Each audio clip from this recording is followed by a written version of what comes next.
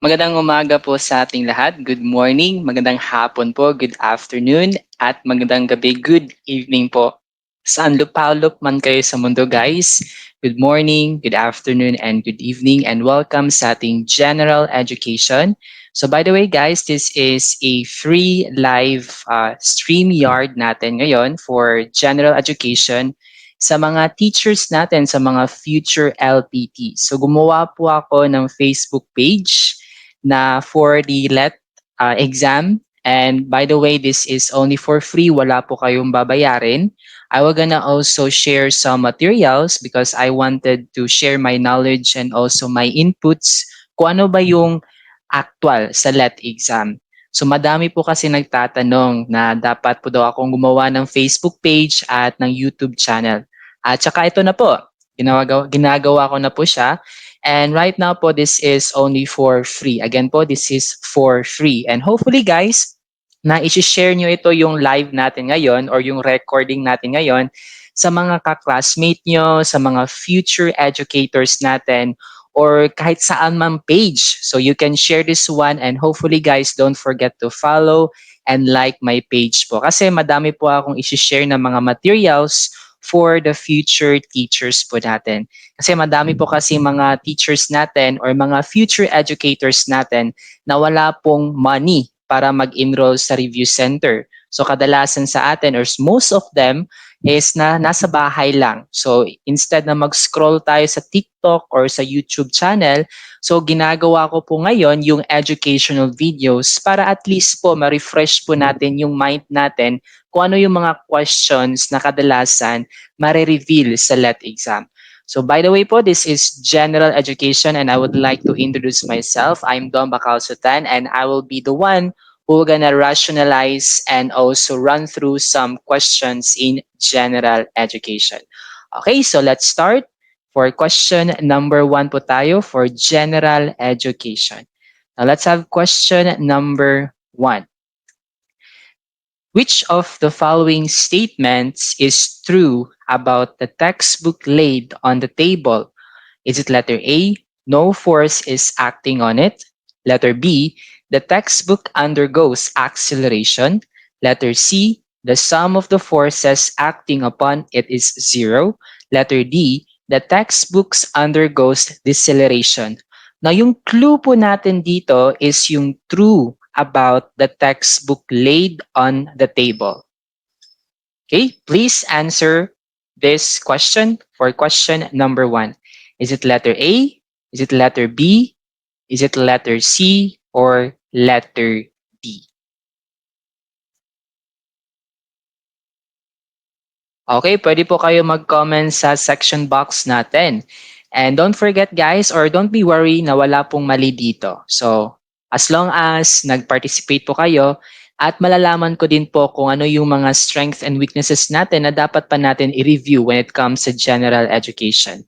Again, which of the following statement is true about the textbook laid on the table? Is it letter A? No force is acting on it. Letter B, the textbook undergoes acceleration. Letter C, the sum of the forces acting upon it is zero. Or letter D, the textbook undergoes deceleration. Now, from the word textbook, so if ma-observe nyo guys, if maglalagay lang kayo ng, let's say, notebook dyan sa harapan nyo, sa table nyo, if ma-observe nyo guys, nagmo-move ba yung notebook natin if ever ilalagay nyo lang dyan sa table?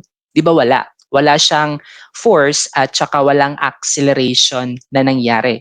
So most of the student, I think most of you answered letter A. No force is acting on it.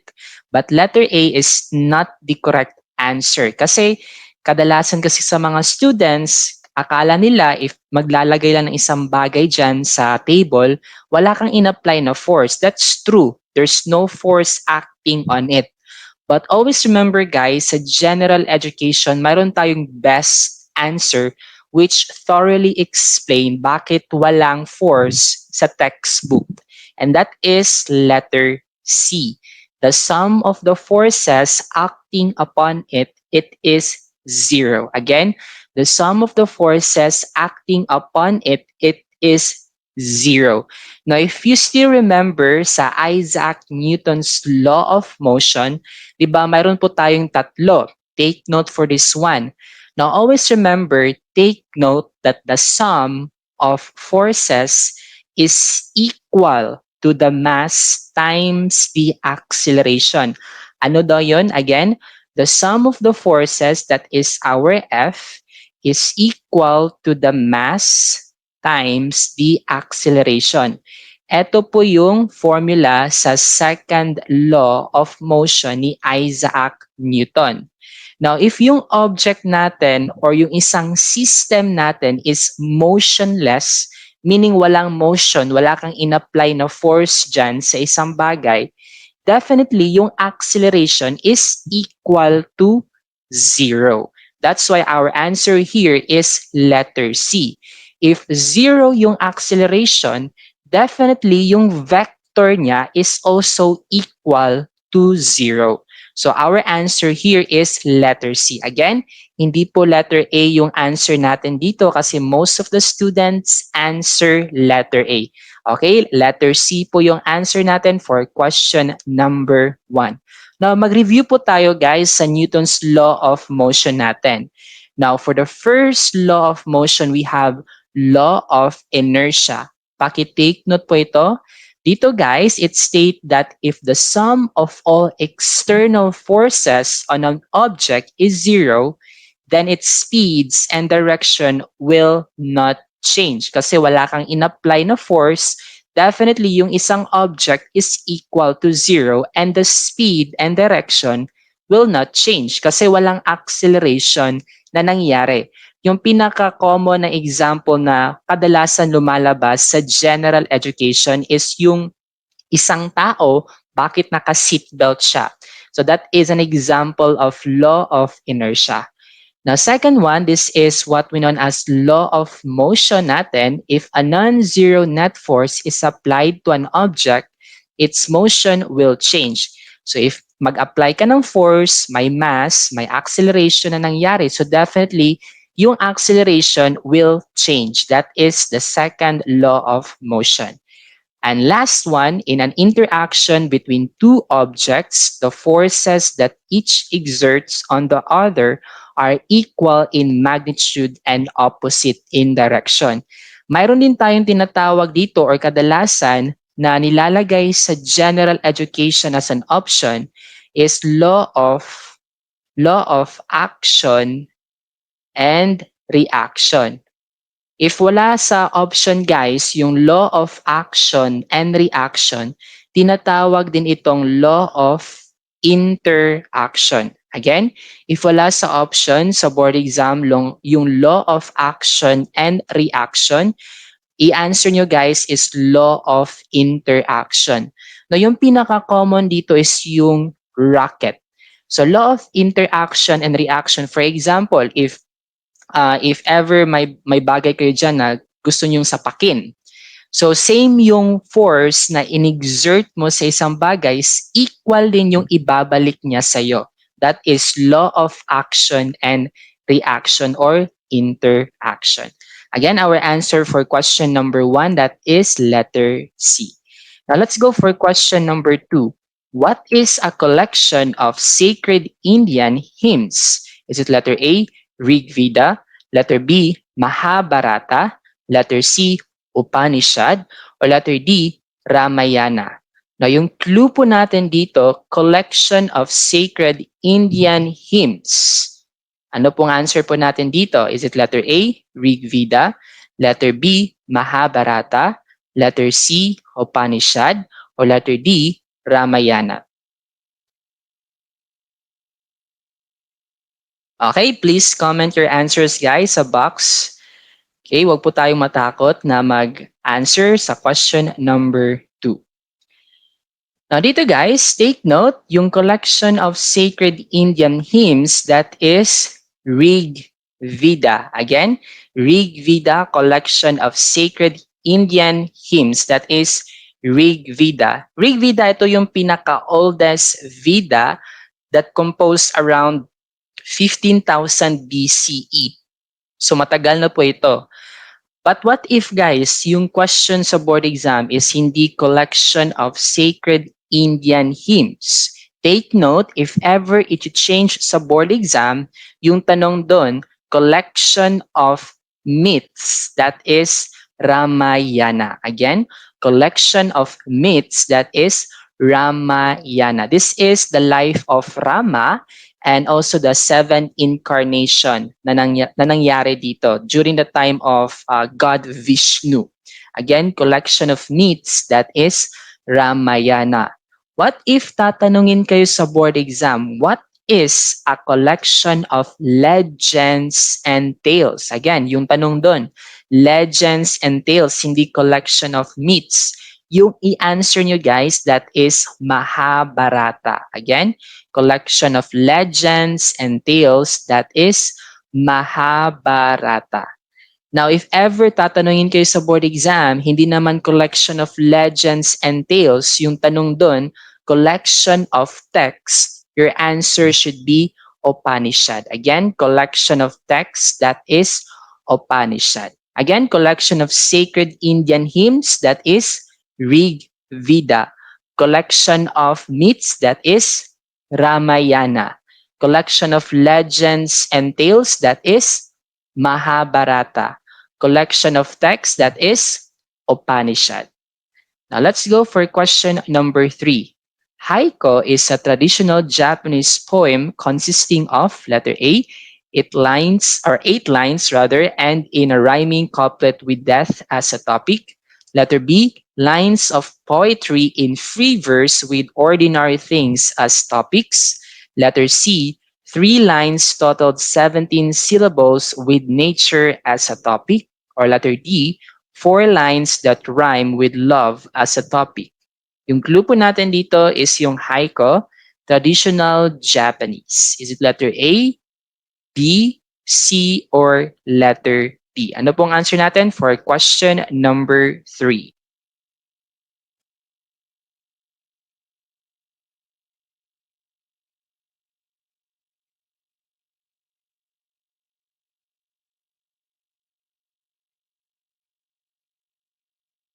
Okay, now dito guys, the correct answer for number 3, that is letter C. Three lines totaled 17 syllables with nature as a topic. So ito po yung definition ng haiku, 17 syllables with nature as a topic. That is letter C, Charlie. Now let's go for question number 4. Who is the famous composer from Angono, a national artist? Is it letter A, Buenaventura, letter B, Cenizal, letter C, San Pedro, or letter D, Cayabyab? Now, yung clue po natin dito, famous composer from Angono, and he is a national artist. Is it letter A, B, C, or letter D? Please comment your answers guys sa section or sa box natin dyan.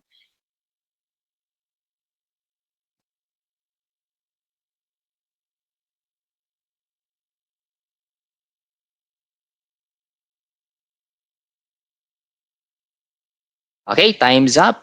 Now, yung answer po natin dito, that is letter C, San Pedro.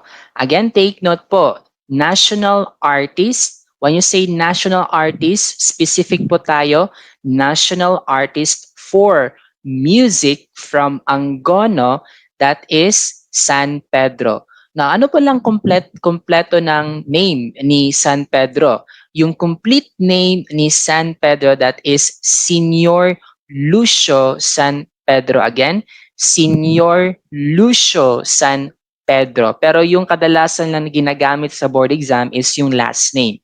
Again, national artist for music from Angono, Rizal, that is San Pedro or Senior Lucio San Pedro. What if tatanungin kayo sa board exam, who is the national artist born in Angono, Rizal? So dun siya pinanganak sa Angono, Rizal. Now, yung answer po natin dito, paki-take note, that is Carlos Botong Francisco. Again, Carlos Botong Francisco. Si Carlos Botong Francisco is pinanganak sa Angono, Rizal. At tinawag din si Carlos Botong Francisco, pakitake note po, as a pambansang alagad ng sining. If tatanungin kayo sa board exam, sino yung pambansang alagad ng sining kasunod ni Fernando Armorsolo, that is Carlos Botong Francisco. Again po, siya po yung pambansang alagad ng sining kasunod ni Fernando Armorsolo.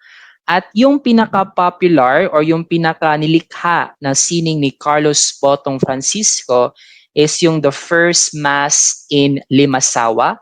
Mayroon din tayong planting of the first cross. That's why tinawag si Carlos Botong Francisco as pambansang alagad ng sining. Again, composer from Angono, national artist for music, that is San Pedro, national artist born in Angono, Rizal, pambansang alagad ng sining, that is Carlos Botong Francisco. Now let's go for question number 5. Which of the following is the part of the newspaper where you can see people's opinion? Is it letter A, classified section, letter B, obituary, letter C, headline, or letter D, editorial section? Now, saan mo makikita yung mga opinion ng mga tao sa newspaper? Is it letter A, classified, B, obituary, C, headline, or letter D, editorial? Okay, please comment your answers, guys.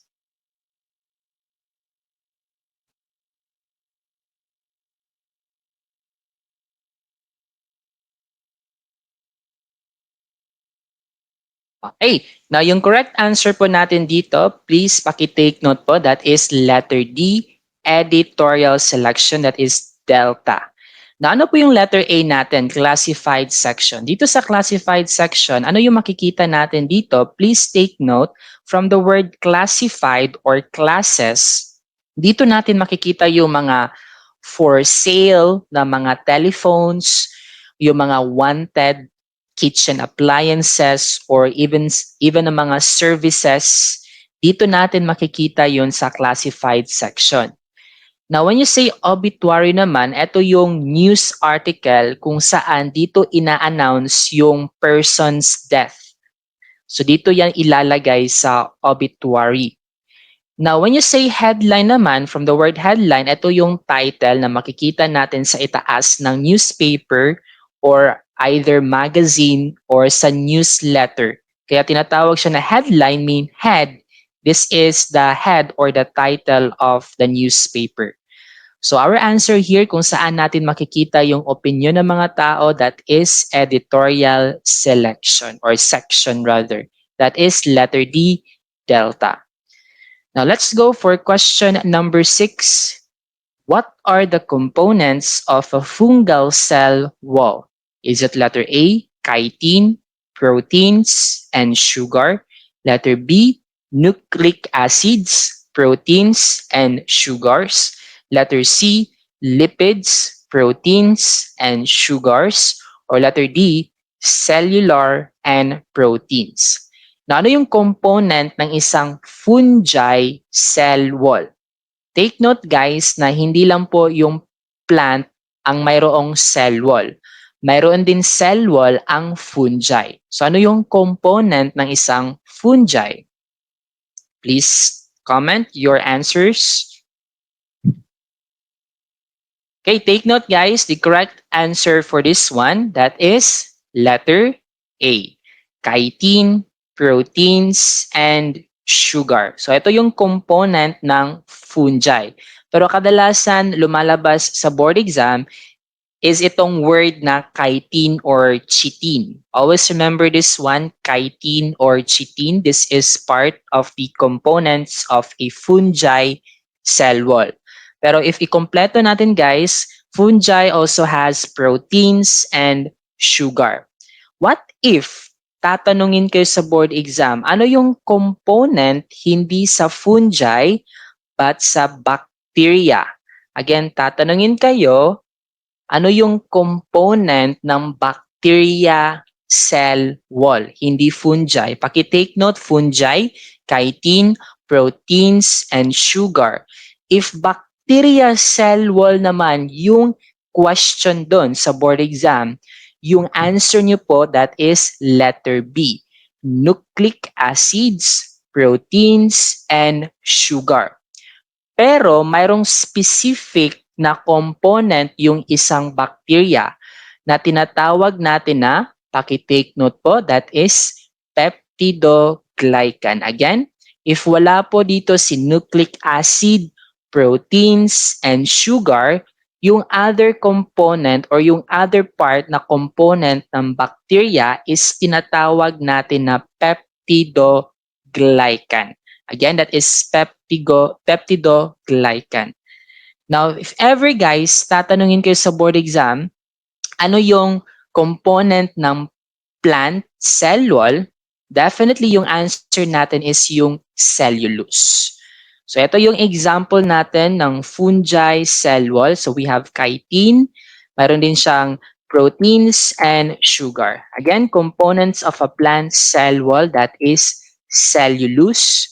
Component ng bacteria, we have nucleic acid, proteins, and sugar. Paki-memorize po yan. Or yung pinaka-specific niya or yung pinaka-common na kadalasan lumalabas sa board exam is yung peptidoglycan. Peptidoglycan, that is protein sugar. Again, peptidoglycan, that is protein sugar. If lalabas sa board exam, yung component ng fungi cell wall, that is chitin, protein, and sugar. So our answer here for question number 6, since yung tanong is fungal cell wall, that is letter A, alpha. Now let's go for question number 7. A rectangular block of steel has dimension of 5 meters times 10 meters times 15 meters and weighs 1,000 Newton. How should this block be placed on a surface to exert the least pressure on the cover? Is it letter A, on the 5 meters by 10 meter side? Is it letter B, all sides have equal pressure? Is it letter C, on the 5 meters by 15 meter side? Or is it letter D, on the 10 meters by 15 meter side? Okay, ano pong answer natin for question number 7?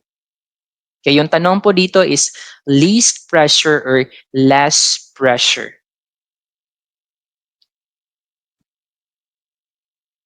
Okay, now yung clue natin dito is we have 1,000 newtons, we have 5 meters times 10 meters times 15 meters. So dito guys, ma-apply natin yung pressure natin dito is equal to the force divided by area. Kasi dapat malaman natin yung pressure sa isang block of steel. Now, paano natin yan malalaman guys? But the correct answer here is letter A. Take note guys, when the bigger area, if you have a bigger area, may malaki kang area, meaning it is a less pressure or equal less pressure. If you have a smaller area, equals bigger pressure. Again, if you have a bigger area, malaki yung area mo, meaning less pressure lang yung ma-exert ng isang block of steel. If yung isang area naman is smaller, meaning malaki yung pressure ma-exert ng isang block of steel. Now dito, bakit letter A yung answer natin, 5 meters by 10 meter side? If i-calculate natin to, let's say for letter A, so letter A yung answer natin, so we have 1,000 Newton. So we have 1,000. I-divide natin yan sa 5 meters by 10 meter side or 5 times 10. 5 times 10, that is equal to 50. So 1,000 divided by 50, that is equal to 20. Now let's go for letter D naman tayo. 10 meters by 15 meter side. So that is 150. 10 times 15, that is 150. So 1,000 divided by 150, this is equal to 6.6. Si letter C naman, 5 meters by 15 meter side. So we have 1,000 Meron tayong 1,000 divided by 75. So this is 13.33. Now kung titingnan natin guys, saan yung pinakamalaking area? That is letter A. Take note, bigger area equals less pressure, smaller area equals bigger pressure. Kasi sa ibang mga reviewer guys, yung answer nila dito is letter D, delta, 10 meters by 15 meters side. Mali po yun. Yung correct answer po natin dito is letter A, 5 meters by 10 meters side. Yung formula na ginamit po natin dito, paki-take note, is P, that is pressure, is equal to the force divided by the area. Para malaman po natin yung pressure, if malaki ba or maliit yung pressure, and we need to look for the area. That's why our answer is letter A, alpha. Now let's go for question number 8. Question number 8. A rectangular block of iron has a dimension of 5 centimeters times 10 centimeters times 15 centimeters and weighs approximately 60 Newton. How should this block be placed on top of the table to exert the greatest pressure on the surface? Is it letter A, on the 5 centimeter times 10 centimeter side? Letter B, on the 5 centimeter times 15 centimeter? Or is it letter C, on the 10 centimeter times 15 centimeter side? Or letter D, any of the sides? Ano pong answer natin dito for question number 8? Now, same lang yung question natin, but the answer here or yung question po dito is greatest pressure. Kasi kanina sa question number 7, least or less pressure. Dito naman, greatest pressure.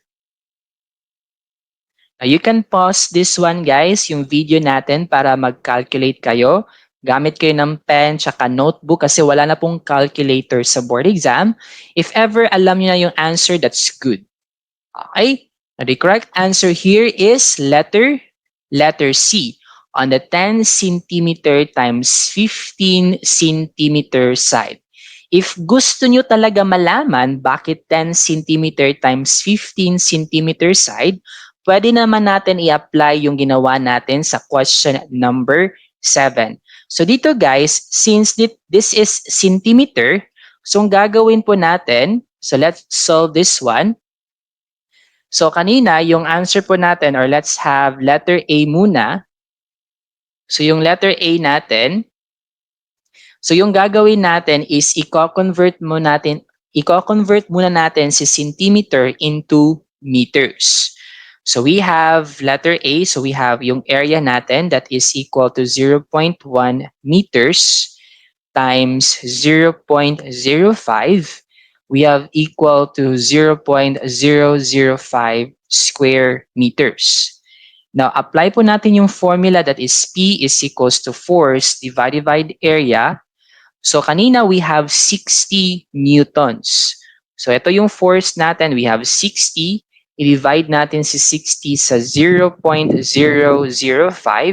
So, we have equal to 12,000.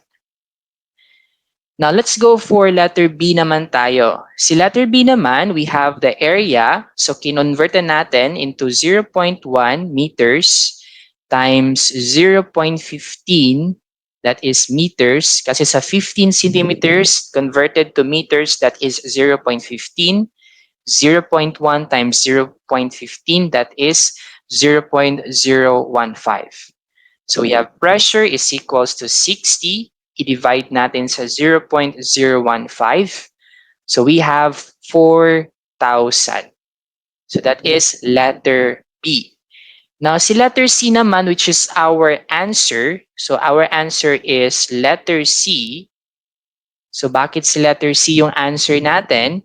So again, yung area is equal to 0.1 meters. Kinonvertan natin si 10 to meters times 0.15 meters. So that would be equal to 0.015.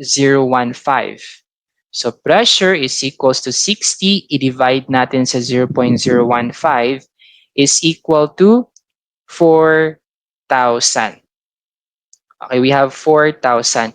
Now si letter B pala, this is 60 divided by, so nagkamali po tayo dito.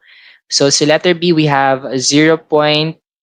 Change muna natin si letter B. So sa area sa letter B, that is 0.05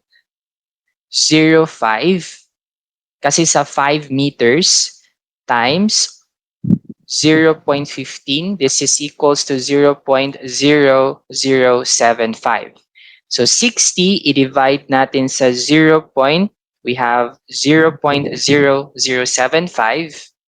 0.0075. This is equal to 8,000. Now, kung titingnan po natin dito sa pressure, yung pinakamaliit, that is letter C, that is 4,000. Always remember, smallest area will have the greatest pressure exerted. Unlike sa letter B and letter A, yung pinaka-smallest area dito is si letter C. So that's why our answer here is letter C, Charlie, 10 centimeters times 15 centimeters side. Again, we have pressure is equals to force divided by area. Now let's go for question number 9. The use of Spanish surnames by Filipinos was ordered by Governor General, letter A, Basilio Agustin, letter B, Ramon Blanco, letter C, Jose Agustin, or letter D, Narciso Claverio. Now, yung clue po natin dito, sino yung gumamit ng Spanish surnames para sa mga Filipino? Sino yung Governor General na yon? Is it letter A, Basilio Agustin, Ramon Blanco, Jose Agustin, or Narciso Claverio?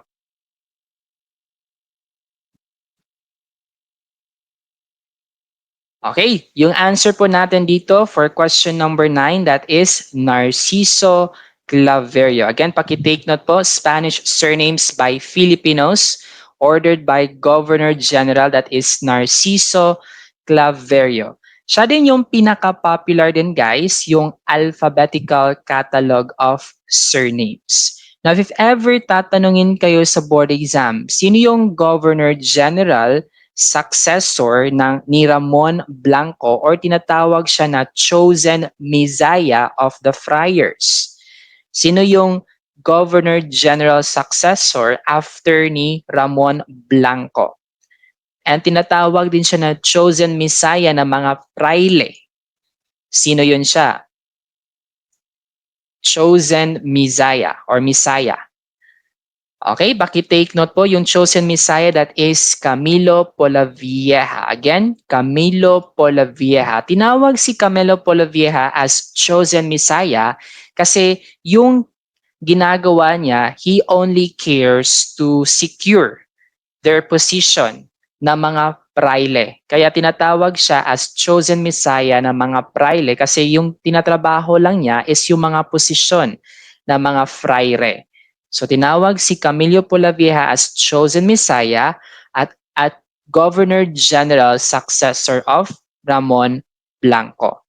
Again, si Narciso Claveria, yung pinaka-popular sa kanya is yung Catalogo Alfabetico de Apellidos, or sa Ingles pa, that is Alphabetical Catalog of Surnames.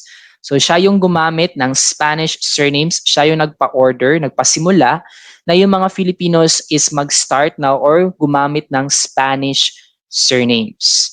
Now, how about si Ramon Blanco? Now, si Ramon Blanco, take note, siya yung pinakaunang Marquis of Piña Plata. Again, siya yung pinakauna ng Marquis of Piña Plata, that is Ramon Blanco. That is Ramon Blanco, Marquis of Piña Plata. Now, if tatanungin naman kayo sa board exam, sino yung Kastilang Gobernador General ng Pilipinas? Again, kung tatanungin kayo sa board exam, sino yung pinakaunang Kastilang Gobernador General ng Pilipinas or Governor General ng Pilipinas? That is letter A, Basilio Agustin. Again, pakitake note po, yung pinakaunang Kastilang Governor General or Kastilang Gobernador General ng Pilipinas, that is Basilio Agustin. Now, yung Marquis of Piñaplata, first, siya yung pinakauna, that is Ramon Blanco. Yung pinaka-popular na ni-ordered ni Narciso Claverio, that is Catalogo Alfabetico de Apellidos, or sa Ingles pa, that is Alphabetical Catalog of Surnames. At yung isa naman, chosen Messiah of the Fraile, that is Camilo Polavieja, or Governor General successor of Ramon Blanco. That is Camilo Polavieja. Now let's go for question number 10. Ano ang pinakaunang TV broadcast na hindi lamang sa Pilipinas kundi maging sa Timog Silangang Asya? Is it letter A, DZMM-TV, letter B, ABS, letter C, DZAQ-TV, or letter D, GMA? Ano yung pinakaunang TV broadcast na nilabas? Hindi lang siya nilabas sa Pilipinas, but kundi sa Timog Silangang Asya din. Is it letter A, B, C, or letter D?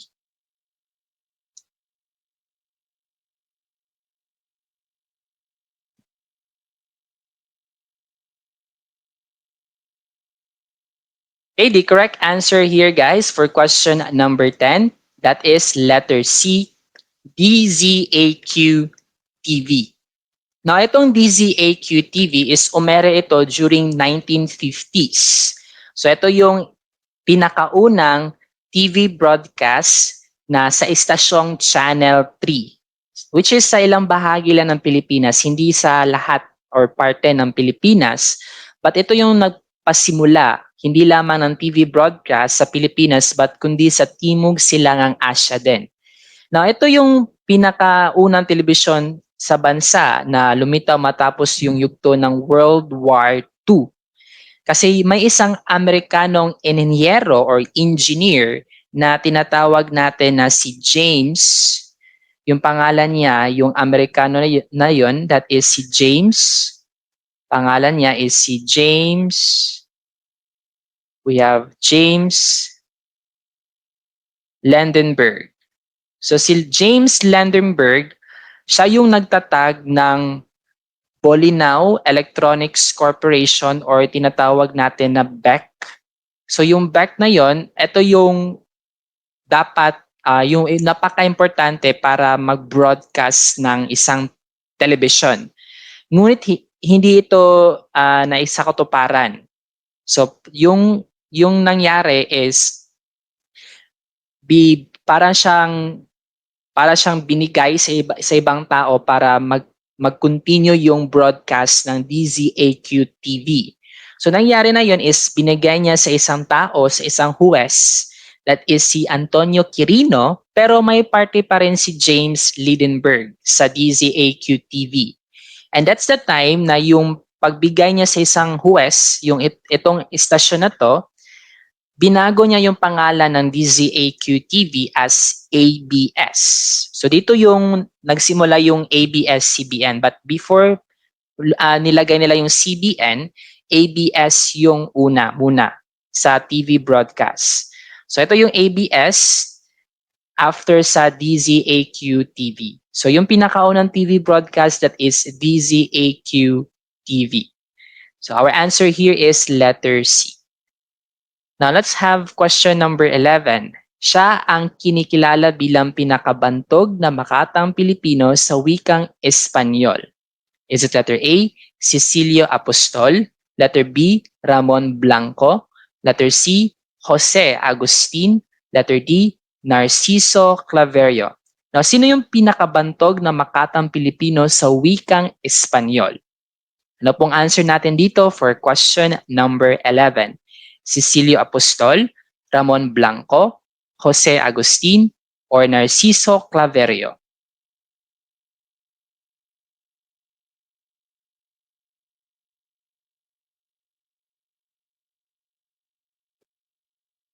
Okay, Now, yung answer po natin dito for question number 11, that is letter A, Cecilio Apostol. So, ito po yung pinakabantog na Makatang Pilipino. Bago pumasok si Cecilio Apostol sa UST or tinatawag natin na Universidad ng Santo Tomas, kasi yung gusto ni Cecilio Apostol is mag-aral ng abogasya or abogado or lawyer, sa UST guys, nakaklase niya yung pangulo natin na si Manuel L. Quezon at saka si Sergio Osmeña. So nakaklase niya si Quezon tsaka si Osmeña. Pero namatay din si Cecilio Apostol nung 60 years old na siya kasi pumanaw siya dahil sa cerebral hemorrhage. So yung mga pinakamatatag na sinulat ni Cecilio Apostol or nakatatak sa atin, first one is yung A Los Martires Anonymous de la Patria. Napaka-popular niyan. And meron din tayong A Rizal. Si Antonio Luna naman, siya yung nagtatag ng pahayag sa La Independencia. Again, if tatanungin kayo sa board exam, sino yung nagpahayag sa La Independencia, that is Antonio Luna. Si Marcela de los Reyes naman, siya yung ina ni Cecilio Apostol. So si letter B, ina ni Cecilio Apostol, si Marcelina de los Reyes. Si Antonio Luna naman, siya yung nagtatag ng pahayag ng La Independencia. Again, pinakabantog na Makatang Pilipino, Cecilio Apostol. Let's go for question number 12. The Philippines' first true pop icon with two movies released in the 1950s and 1970s.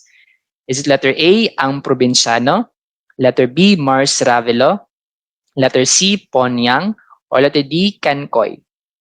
Ano yung first na lumabas na pop icon with two movies released in the 1950s and 1970s? Ang Probinsyano, Mars Ravelo, Ponyang, or Kenkoy?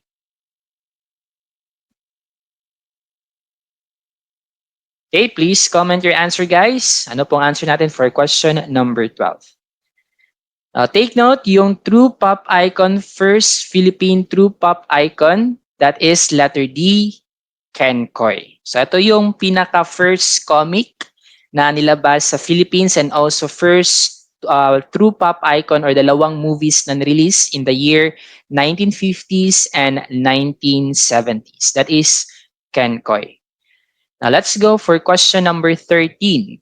Element X has an electron configuration of 1s2, 2s2, 2p2. Based on the information, element C belongs to A or N family.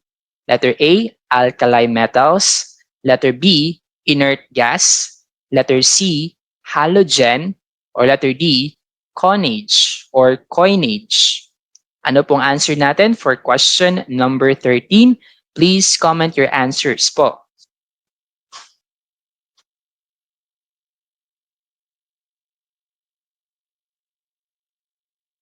Saan belongs si C? C, that is carbon. Now, before po natin malaman yung answer natin sa question number 13, now yung letter B muna, that is inert gas. So when you say inert gas, ito yung mga gas na hindi nila or they really don't undergo chemical reaction kasi inert gas nga. Ano yung mga example ng inert gas natin? Kung titingnan natin dito sa periodic table, guys, yung inert gases, we have helium, we have neon, we have argon, krypton, xenon, we have radon, and oganesson. Ito yung mga example natin na mga inert gas or tinatawag natin na noble gas, meaning they cannot undergo chemical reaction kasi mga gas particles sila. That's why letter B is not the correct answer. Another thing dun sa option natin is yung halogen, which is option C. Option C or halogen is not also the correct answer. Yung halogen natin dito is fluorine, chlorine, bromine or bromine, iodine, astatine. Ito yung mga halogens na non-metallic elements. So, hindi parte si carbon dito.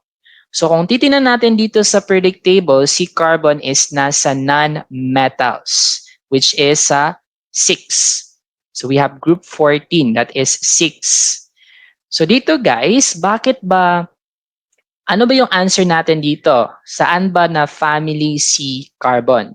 Na kung titingnan natin sa question, if ibabalik natin dito, yung question natin or natira is alkali metals and Conage. Definitely, our answer here is letter E, Conage. Kasi yung carbon, specifically yung carbon guys, this is an element that ginagamit for circulating coins para gumawa ng coins or barya.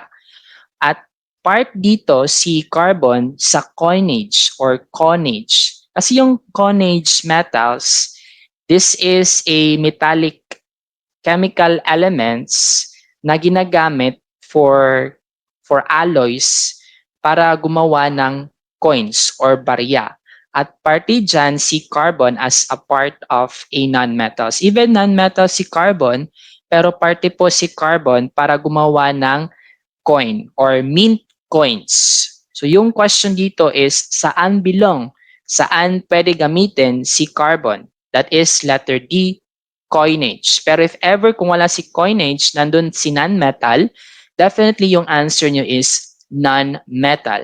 Pero dito sa question na to, hindi po alkali metals, si carbon, hindi naman inert gas or halogen gas si carbon, but this is part or family si carbon sa coinage na paggawa ng barya. That is letter D, delta. Now let's go for question number 14. An atom of silicon has a mass number of 28 and an atomic number of 14. How many protons are in this atom? Is it letter A, 28, letter B, 7, letter C, 12, or letter D, 14? Now, yung focus po natin dito is yung mass number that is 28 and atomic number of 14. Yung tanong po dito, ilan yung protons ng silicon? 28, 7, 12, or 14? Okay, ano pong answer natin dito? Okay, the correct answer here is letter D, 14. Now, look at the illustration guys. Ito yung actual or yung symbol ng isang element. For example, we have element X. Now, we have the mass number. Take note, when you say mass number, this is protons and neutrons. So, yung mass number ng silicon, that is 28. Now, when you say atomic number naman, ito yung number of protons in an element. Now, yung protons or yung atomic number ng silicon, that is 14.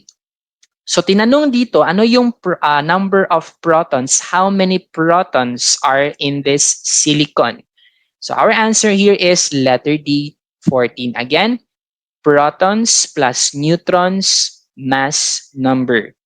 Atomic number naman, that is equal to the number of protons, hindi lang po protons but also electrons. Again, dapat neutral charge yung positive and negative kung ilan yung protons natin, same din sa electrons natin.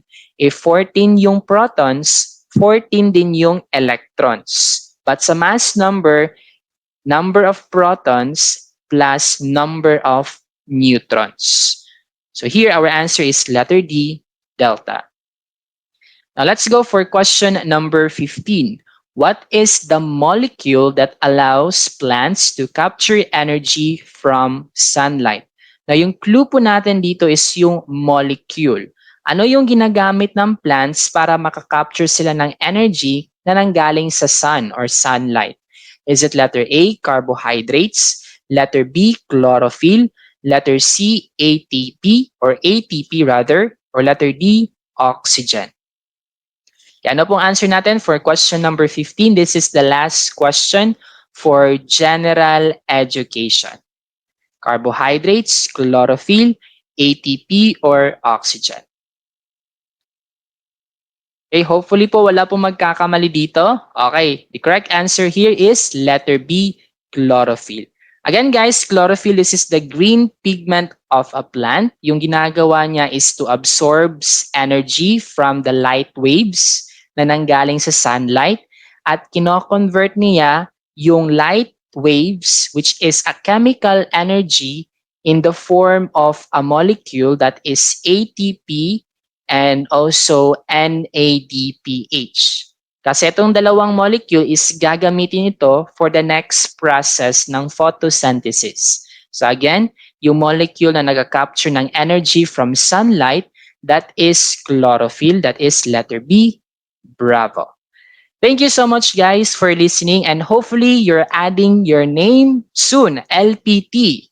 Adding LPT to your name soon guys, and don't forget to follow and share our video. And again, this is only free live sa ating general education, and hopefully guys, we will gonna support our page sa Facebook page natin, and we will have more reviewer materials and also mga video na i-reveal ko or ipopost ko po sa page natin. Thank you so much guys, and maraming salamat po sa pakikinig natin.